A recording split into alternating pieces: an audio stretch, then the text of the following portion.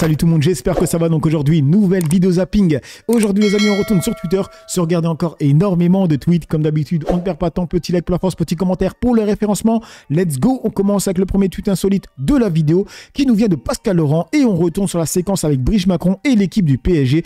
Et on va voir qu'il n'y avait pas que Hakimi et son collègue à sa gauche qui étaient focus sur elle. Il y avait pratiquement toute l'équipe du PSG, regardez.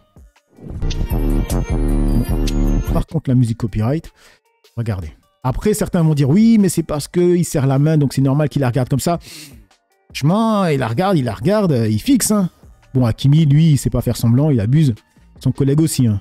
Regardez. Là aussi, regardez. Et en fait, quand j'ai vu cette séquence, je me suis dit que, vous savez, à la télé, les gens paraissent plus gros qu'ils ne le sont. La télé, ça grossit.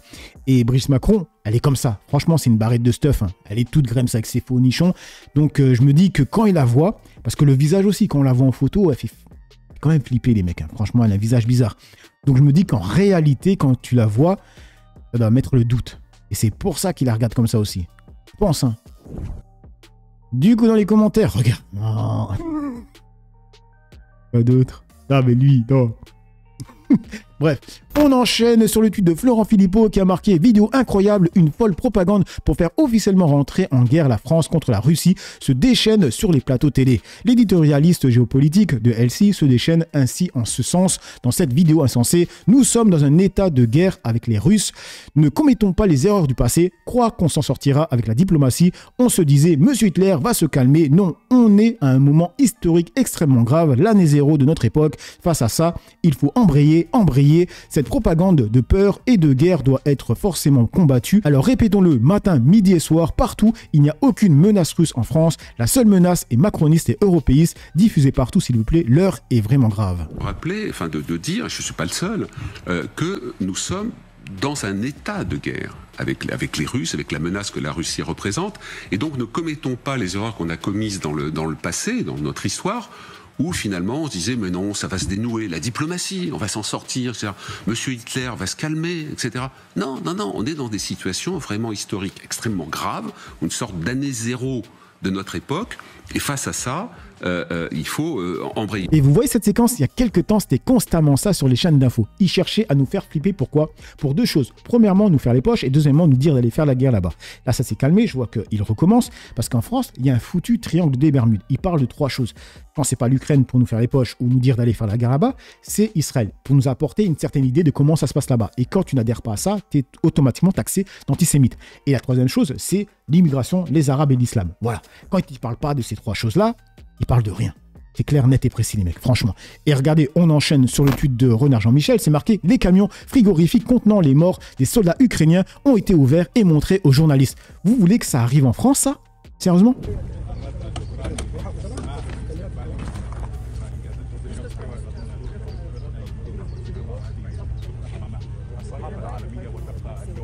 Bref, on enchaîne sur le tweet de Ahmed et c'est avec Zemmour, on écoute. Les dingueries de ce samedi 7 juin, on apprend que le multirécidiviste d'extrême droite Éric Zemmour est une nouvelle fois poursuivi par la justice, cette fois pour contestation de crimes contre l'humanité, après avoir affirmé dans son livre de 2021 que la déportation en France d'homosexuels en raison de leur orientation sexuelle est une légende. Il reprend une thèse négationniste réfutée par le mémorial de la Shoah qui rappelle qu'entre 5 000 et 15 000 personnes LGBT ont été envoyées dans des camps nazis où la plupart sont mortes et près de 100 000 étaient fichées par le régime. 8 associations se sont portées partie civile et il comparaîtra ce mardi 10 juin. On apprenait hier que Gaël Perdriau, ex-membre des Républicains et maire de Saint-Étienne depuis 2014, sera jugé en septembre 2025 pour chantage, détournement de fonds publics et association de malfaiteurs. Il est accusé d'avoir commandité dès 2014 un traquenard sexuel contre son adjoint Gilles Artigue, piégé dans une chambre d'hôtel avec un escort boy afin de le faire chanter politiquement, une menace confirmée par un enregistrement audio de 2017. L'opération a été financée avec de l'argent public via des subventions municipales irrégulières et ses plus proches collaborateurs ont reconnu leur rôle en l'impliquant directement. Bonne nouvelle, l'enquête pour apologie du terrorisme visant le militant pro-palestinien Rami Shahat a été classée sans suite. Il était poursuivi pour avoir dénoncé lors d'un rassemblement à Paris les bombardements israéliens sur les hôpitaux comme étant le vrai terrorisme. Cette plainte avait été lancée par le préfet de police Laurent Nunez et illustre la criminalisation de la parole politique anticoloniale et pro-palestinienne. Et voilà, je pense que c'est le genre d'infos qu'on ne va pas voir sur CNews, BFM ou bien Europe 1. On enchaîne sur le tweet de Tribune Populaire, c'est marqué « Aucun politicien ne vous montrera jamais cette vidéo de Julian Assange parlant de la création de Daesh. Le narratif s'effondrait immédiatement. » In terms of the foreign policy of the United States, that's where, for me anyway, where the emails are most revealing, where they show the direct connection between Hillary Clinton and the foundation of jihadism of ISIL in the Middle East. Can you talk something about that?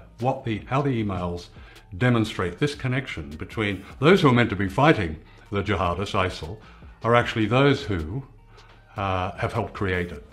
There's an early 2014 email from Hillary Clinton, so not so long after she left Secretary of State, to her campaign manager, John Podesta. That email, it states that ISIS, is funded by Saudi Arabia and Qatar, the governments of Saudi Arabia and Qatar. Now, this is I think this is the most significant email in the whole collection. And perhaps because Saudi and Qatari money is spread all over the place, including into many media institutions. All serious analysts know, even the US government has mentioned or agreed with that some Saudi figures have been supporting ISIS, funding ISIS. But the dodge has always been that's, it's just some rogue princes using their cut of the oil money to do whatever they like, but actually the government disapproves. Et là encore une séquence qui ne sera pas diffusée sur les chaînes mainstream, ça c'est sûr. On enchaîne sur le tweet de Ahmed et c'est marqué David Guiraud, mon gars sûr. Que ce soit dans les Outre-mer, parce qu'il y a les Antilles, mais il y a aussi d'autres coins, ou notre rapport à l'Algérie, ou notre rapport aux pays africains, ce qui nous plombe en France, ce qui fait qu'on quelque part, en plus, on perd une partie de notre identité, on perd une partie de notre âme, c'est qu'il y a une mentalité coloniale. Une vraie mentalité coloniale, parmi notamment ceux qui nous dirigent, les Retailleau, Darmanin, même Macron, et dans les médias c'est pareil. Et cette mentalité coloniale-là, elle est à la source de beaucoup de nos problèmes. Vraiment de ce qui se passe aux Antilles, c'est qu'en fait on a une gestion coloniale de la vie des gens. De la même manière qu'on se coupe avec des contrats avec l'Algérie, parce qu'on a une gestion, une pensée coloniale, de la même manière que la Palestine, de la même manière que la Nouvelle-Calédonie. C'est vraiment une mentalité qui en plus nous enferme. Vraiment nous enferme parce qu'on passe à côté de choses. C'est-à-dire les Outre-mer, en ce moment, franchement, tu vois les dirigeants, t'as l'impression que c'est que des problèmes pour eux. Mais la France a un des territoires maritimes les plus grands du monde grâce aux Outre-mer. S'il n'y avait pas la Guyane française, etc., on n'aurait pas une frontière commune avec le Brésil. Donc peut-être qu'il faut commencer par respecter ce qu'ils nous apportent. Sinon, bah ouais, effectivement, les peuples ils vont se dire, mais nous, on vous donne ça, et vous... Et vu que c'est des territoires qui ont été colonisés, tu vois, le propre de la colonisation, c'est aussi, tu te dis, mais qu'est-ce qui se serait passé si on ne l'avait pas colonisé? Du coup, dans les commentaires, tu aurais le lien de cette interview ou l'origine, s'il te plaît. C'est l'interview du Sherman. Je crois que ça se prononce comme ça, le Sherman sur YouTube, si vous voulez. Et on continue avec David Guiraud qui a marqué, c'est confirmé dans cet avou, et ça devrait faire la une partout pour continuer le génocide Israël arme des groupes djihadistes proches de Daesh, opposés au Hamas, qu'en disent les faux patriotes, qu'en dit le RN et ceux qui défendent encore Israël. À plusieurs milliers de kilomètres, une autre polémique touche autour des armes, touche directement l'État israélien, une affaire qui fait la une de tous les médias israéliens. Tout part d'une interview de l'ancien ministre de la Défense, Avigdor Lieberman, diffusée hier. פתאום מדינת ישראל מחלקת נשק לכל מיני חמולות, כמו חמולה המשה, שאלו סלפיסטים, מזוהים עם דאעש, הם מקבלים נשק ממדינת ישראל. זה טירוף מוחלט. אני לא בטוח שזה עבר קבינט, וקבינט אישר את זה. אבל לא ברור למי החליט. אז זהו, החלטה של מי? שתבין, נתניהו, כמו שפעם, הוא ניסה לבנות משקל נגד רשות הפלסטינית חמאס, עכשיו הוא בונה את דאעש כמשקל נגד Hamas בתוך רצועת עזה. Et ça, j'en ai parlé hier sur ma vidéo avec des séquences de chaînes d'infos étrangères. Et là, on peut voir que c'est à vous en parle. Les derniers qui vont en parler, ça va être CNews, Europe 1, BFM. Vous allez voir. Et quand j'ai vu la séquence, en fait, on voit que Youssef Indy, il avait raison. Le RN sont vraiment stupides. Ils sont allés soutenir l'État d'Israël au mauvais moment où ça décline. Parce que là, il n'y a que des choses qui sortent. Donc, on se rappellera que le RN a soutenu l'État d'Israël au moment où on voit que cet État fournit des armes à Daesh. Donc ils sont où des patriotes? Sortie de Lieberman, plusieurs médias israéliens ont confirmé qu'Israël fournissait des kalachnikovs à des groupes djihadistes au sein de la bande de Gaza. Une opération approuvée directement par Benjamin Netanyahou sans en informer le cabinet de guerre. Le premier ministre de l'État hébreu a contre-attaqué en confirmant ces informations. ליברמן פרסם מידע ביטחוני סודי לצרכים פוליטיים, התייחסותך? זה חמור מאוד. כי מה ליברמן הדליף? מה הוא הדליף ופרסם? שבעצת גורמי הביטחון אנחנו הפעלנו חמולות בעזה שמתנגדות לחמאס. מה רע בזה? זה רק טוב. רק מציל חיים של חיילי צה"ל. והפרסום של זה עושה טוב רק לחמאס. Le groupe en question serait celui du chef de gang Yasser Abou Shabab. Il est à la tête du ministre local censé protéger la nouvelle distribution de l'aide humanitaire. Ce gang aurait en réalité organisé ces mois des là, c'est pas moi qui accélère. Hein. La vidéo est... je sais pas, elle accélère toute seule. De convois humanitaires, alors que l'aide humanitaire n'arrive plus à Gaza depuis début mars. Jean-Yves Le Drian a exprimé sa colère et son émotion ce matin. Vous voyez, il y a des gens qui viennent pour bloquer les camions d'aide humanitaire, les mecs. Putain. mars, Jean-Yves Le Drian a exprimé son... C'est acceptable. Le fait d'utiliser l'arme humanitaire, l'arme de la famine comme un outil d'action militaire est absolument dramatique. Je pense que Netanyahou, par sa politique, aboutit au fait qu'Israël aujourd'hui est un peu au bord de l'abysse. Ce pays est en faillite morale. Il est en train de devenir, du fait de l'action de Netanyahou, une espèce d'État paria au niveau international. On va vers un nettoyage ethnique aujourd'hui. Le côté un peu inacceptable, je trouve, c'est le fait que lorsque on critique la politique du gouvernement de M. Netanyahou, on est accusé immédiatement d'antisémitisme. Grégory Philippe, vous avez été correspondant en Israël. Est-ce que vous êtes surpris par la... Wow, la vidéo, elle va vite. Bref, en tout cas, on se souviendra que les derniers qui ont soutenu ce gouvernement, c'est le RN. C'est le RN. Du coup, on passe sur le tweet de Marcel qui a marqué propos gravissimes de Céline Pina au gala des génocidaires de Tapiro. On est au-delà de la simple complicité là. En fait, vous l'infériorisez. À ce moment-là, quelque part, vous le dominez automatiquement et vous pouvez l'utiliser. Vous n'allez pas lui accorder l'égalité, mais vous n'allez pas le massacrer. Vous allez en faire un esclave, un serf, etc. Retenez bien ce qu'elle vient de dire, parce qu'elle a fait un CSC de zinzin. Mais non, écoutez la suite. Mais si la personne dont vous avez peur, dans votre tête, vous imaginez qu'elle est beaucoup plus puissante que vous, beaucoup plus forte que vous, quelle est la seule issue? La seule issue, c'est l'annihilation. Voilà, et là, elle dit, grosso merdo, que les Palestiniens veulent annihiler Israël parce qu'ils les voient comme plus forts qu'eux. Alors que s'ils les voyaient moins forts qu'eux, ils les auraient soumis comme des esclaves. Et en fait, là, c'est là le CSC. Ça veut dire que Israël, qui voit les Palestiniens inférieurs à eux, ben, sont en train de les soumettre et les traite comme des esclaves. C'est ce qu'elle dit, en fait. Sans le savoir, tu vois. Tellement qu'elle est starbée, en fait. Et c'est pour ça qu'effectivement, quand M. Rafovitz nous a parlé et nous dit que ce qui est en train de se passer est existentiel, il a raison. Si vous vous regardez en face, si je vous dis, vous savez, la France peut disparaître peut-être dans quelques années, vous allez me regarder, vous allez dire, bah, écoute, prends ton cachet, Céline, c'est bien, mais je crois que là, tu es un peu fatigué. Si je vous dis la même chose sur Israël, vous savez que c'est vrai. En fait, elle dit que de la merde. Donc pour elle, Israël pourrait disparaître. Moi, quand je vois les photos de Gaza, comment ça a été bombardé, et quand je vois les photos de Tel Aviv, je me dis pas trop que Israël va disparaître, tu vois. Et on va voir une séquence avec une femme qui va dire une chose très pertinente. Franchement, j'y avais pas pensé. Vous allez voir. Je sais pas si c'est le tweet suivant. Bref, on écoute la suite. Et vous savez que c'est aussi en train de se jouer maintenant. Ça va pas... et que quelque part, quand on se dresse comme ça, ici, moi, j'ai pas le sentiment d'être une juste. J'ai le sentiment d'être une égoïste. Franchement, de toute façon, elle est perchée. Vous le savez, elle est perchée. Du coup, on passe sur le tweet de Marcel. Ah non, c'est pas ce tweet. C'est marqué « Ne quittons pas les yeux de la flottille de la liberté ». Continuer à être extrêmement mobilisé parce que pour nous, ça va se jouer dans les prochaines heures. Il faut bien avoir à l'esprit qu'en cas d'interception, on va avoir Internet qui sera coupé quelques heures avant. Nous serons sous surveillance pendant un moment avant l'arrivée des soldats israéliens.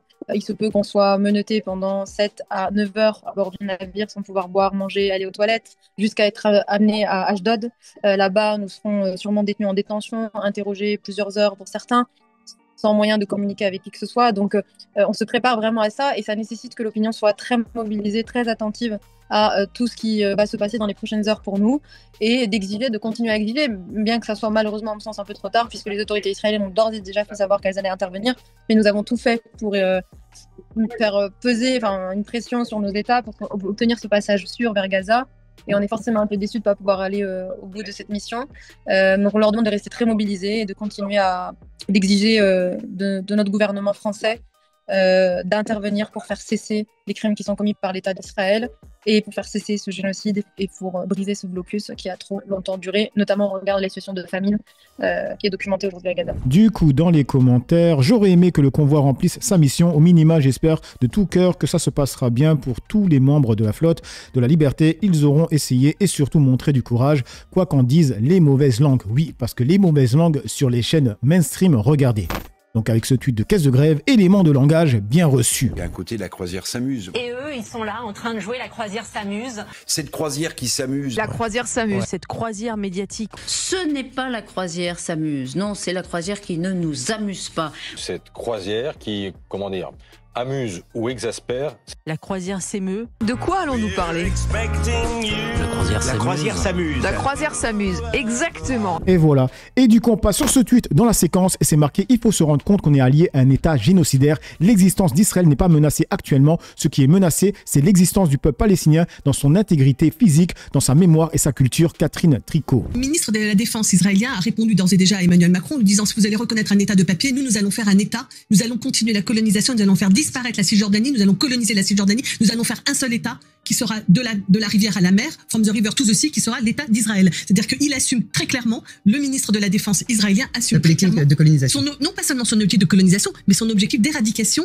de la Palestine, du peuple palestinien et des territoires qui sont reconnus à l'échelle internationale comme des territoires palestiniens. C'est-à-dire que quand même, ne pas se fâcher avec Israël, il y a un moment, il faut quand même se rendre compte qu'on est allié à un État génocidaire. Et je note que la justice française vient d'inculper des franco-israéliens pour comment ça s'appelle, pas tolérance, mais participation à un crime de génocide parce qu'ils ont bloqué des convois humanitaires à la frontière de Gaza. C'est-à-dire que la justice française reconnaît le génocide et reconnaît la participation de Français dans cette affaire. Donc le génocide, il est établi à l'échelle internationale par la justice française. Il faut que ça s'arrête. On ne peut pas, au nom d'une alliance, l'existence d'Israël n'est pas menacée actuellement. Ce qui est menacé, c'est l'existence d'un État palestinien et du peuple palestinien dans son intégrité physique, dans sa mémoire et dans sa culture.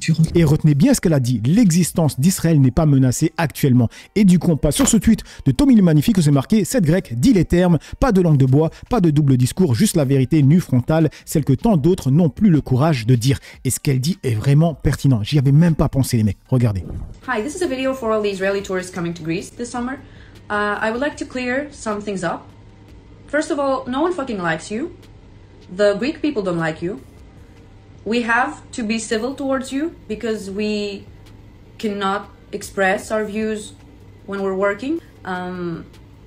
Not only you're insufferable and disrespectful and always complaining, always nitpicking, always having something negative to say about everything, but you're also hypocrites. You're pretending you're amidst war, that your country is getting attacked and you have to defend it. Why are you vacationing in... Voilà, ils sont en vacances en Grèce. Et là, je me suis dit, mais pourquoi j'ai pas percuté? C'est la vérité. Et c'est comme les riches Ukrainiens qui partent en vacances alors que leur pays est en guerre. Si Israël, en tout cas l'existence d'Israël était en péril, pourquoi ces gens vont en vacances? Je sais pas, pendant la Seconde Guerre mondiale, les Français n'allaient pas en vacances, hein, les mecs. Hein. Je sais pas, je connais pas un pays où c'est vraiment la merdasse et les gens pensent aller en vacances. Tu vois? Non, ils pensent à fuir ou bien se battre, mais ils pensent pas aller en vacances. Les mecs. Et c'est vrai, on voit énormément d'Israéliens en Grèce ou bien en Thaïlande, tu vois. J'en ai vu des vidéos. Ils partent en vacances. Greek island. Why are you sipping martinis? Don't you have some hostages to save? Is that what you choose to do when your country is in danger? Because it's funny, but I don't remember having any Palestinian tourists lately. Do you have any idea why that is? Do you have any idea why? Pourtant, les Palestiniens pourraient partir en vacances, vu que c'est une guerre. En tout cas, quand on les écoute, c'est une guerre. Donc des deux côtés, ils pourraient partir en vacances. Bizarrement, c'est pas pareil pour les Palestiniens. C'est là quand un pays est réellement touché. Les gens ne peuvent pas partir en vacances. Ils pensent à survivre, en fait. Tout simplement. No Palestinians have ever visited the island that I live. Voilà. Et on termine sur ce tweet de Mona qui a marqué « Parce qu'il est important que l'histoire retienne leur visage et pour les remercier, voilà les visages des dockers marseillais qui un jour ont dit non au génocide des Palestiniens. Merci aux hommes de bonne volonté de cette terre. » Donc je vous laisse avec les visages des dockers. N'oubliez pas, commentez dans la joie et la bonne humeur sans insulte comme d'habitude. J'ai assez parlé, on se dit à une autre vidéo. Ciao tout le monde.